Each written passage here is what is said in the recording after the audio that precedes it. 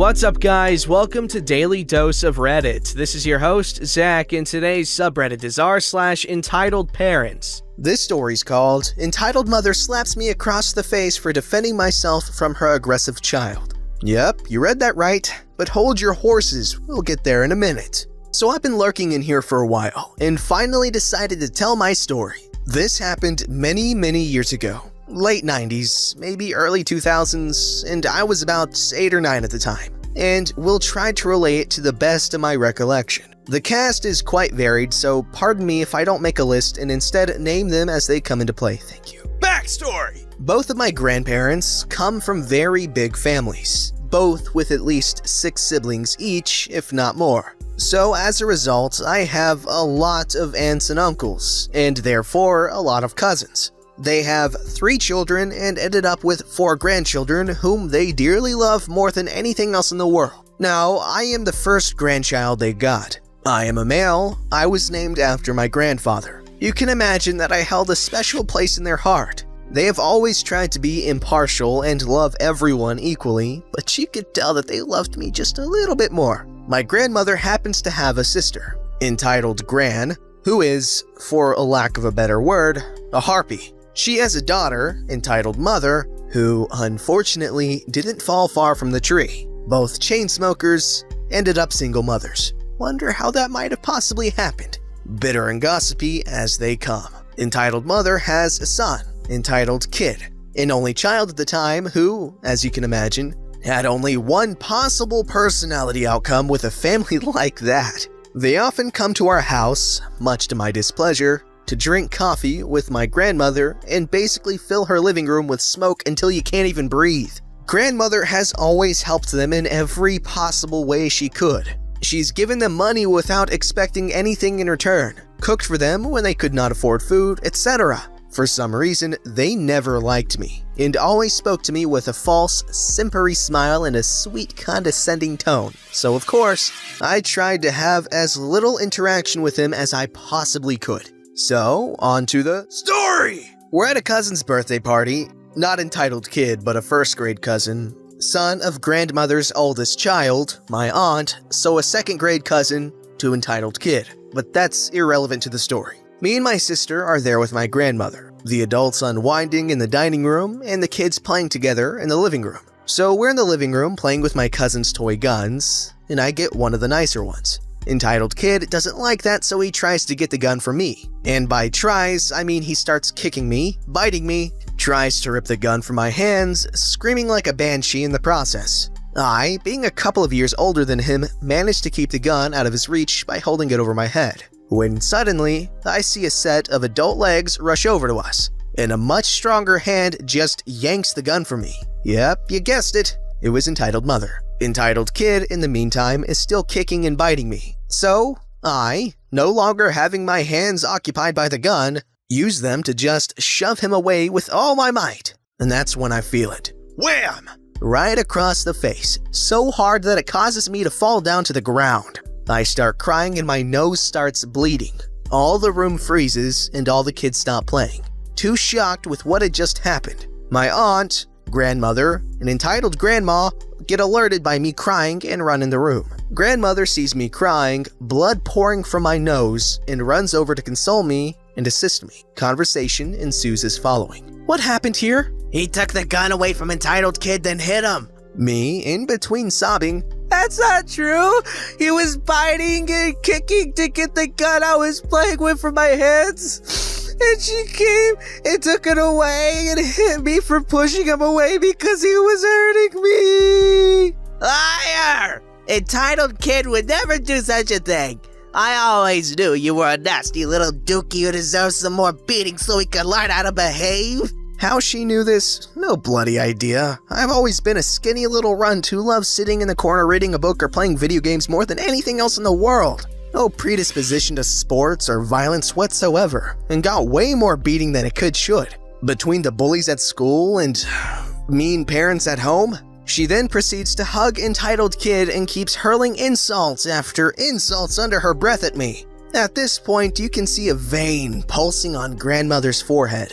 She turns to my cousins and the other kids in the room and asks them what happened. The kids obviously corroborate my story, not entitled mothers. She starts yelling, calling everyone liars, little craps, when suddenly my grandmother goes, "Shut up!" Grandmother says with fury so cold rushing through her voice it could solve the global warming issue by freezing everything over. "I have always helped you. I've always given you money when you needed, but..." Grandmother raises her voice. "I have cooked food for you when you didn't have it. I helped you every time I could and you go ahead and raise your hand to my grandchild? For a toy?" But he hit entitled kid first. "Liar! I don't ever want to see your faces again. Don't you dare knock on my door or ask me for a favor. You won't get anything from me even if you are starving to death under a bridge. Get out! Get out!" Now, we're at my aunt and uncle's place, not my grandmother's. So technically, she has no authority to tell anyone to leave. My aunt? Silent. Not a word. Just stands there and lets my grandmother do her thing. Entitled Gran and Entitled Mother look shell-shocked, but quickly grab Entitled Kid, who is now crying, get their things, and leave. Party resumes shortly after that. Entitled Gran and her family didn't show their faces in my grandmother's house for over 6 months. The relationship mended only after they came over to apologize to me and grandmother and brought some chocolate for me as an apology gift. Yes, they did need a favor from grandmother. How very surprising. Anyway, thank you for powering through this. Brevity has never been my strong suit. I know it all seems absurd, but I can assure you it really happened. Wowie kazowie, that's quite the CPS case right there. Wow. Well, your grandmother obviously loves you and cares for you, so you know what? Teary-eyed right there. I don't know. I love when people care about each other. This story's called Entitled Mother Calls Police on Me Because I Refuse to Pay to Fix Her Car. Cast, me, Entitled Mother, Innocent Kid, a 16-year-old girl, Assistant Manager, and Police. I worked at a truck stop, and on this particular day, I was working the front, which is mostly car drivers. Innocent Kid comes in and says she wants to fill up on pump 16 and leaves me with her card. I asked her if she was getting diesel, and she said yes. She comes back in a few minutes later and pays. I thought that would be the end of it. Nope. Enter Entitled Mother. This is probably where I should drop some knowledge. Pumps 14, 15, and 16 are different than other pumps on that side. They are meant for vehicles bigger than cars, but not as big as tractor trailers. If you didn't know, most of those vehicles have 2 tanks. As such, there are nozzles on each side. Think a little less space between pumps and turn one around so they're facing each other. There is only 1 parking space for all the pumps. There are 3 standalone pumps on each side, spaced very close together. They look like ones you'd see in a mom and pop store. One is regular gas, one is premium gas, one is diesel, respectively, on each side. It sounds confusing, but it's beneficial for the vehicles needing more space and various fuel types. Sorry if I explained this wrong, I don't always do well when describing things. The majority of people using those pumps are well versed on how to use them. Occasionally other people would pull up when we were slammed, and it was usually these people who would screw it up. Each pump is vastly detailed to prevent errors. If only. The diesel pump is pretty much plastered with the word diesel everywhere, including the handle of the nozzle. I have kept more than a few people from putting the wrong fuel type in their vehicle. I was always vigilant about asking because I know how I'd feel to make a costly mistake like this. If someone were to say they wanted diesel on pump 14, I'd tell them the diesel pump was 16. Now back to our entitled mother. This lady is furious when she walks in. She immediately asks who rang up her daughter, and I said, me. Then she's all, "My daughter just gave me the receipt and this is not what I paid for. Your advertised gas price is," insert 2012 gas price here, "and I was charged a lot more. Can I speak to your manager?" Yes, ma'am, I'll go get her. Just an FYI though, that's the diesel price, which is what you purchased. What? I asked for gas, not diesel? Are you telling me that there's diesel in my car?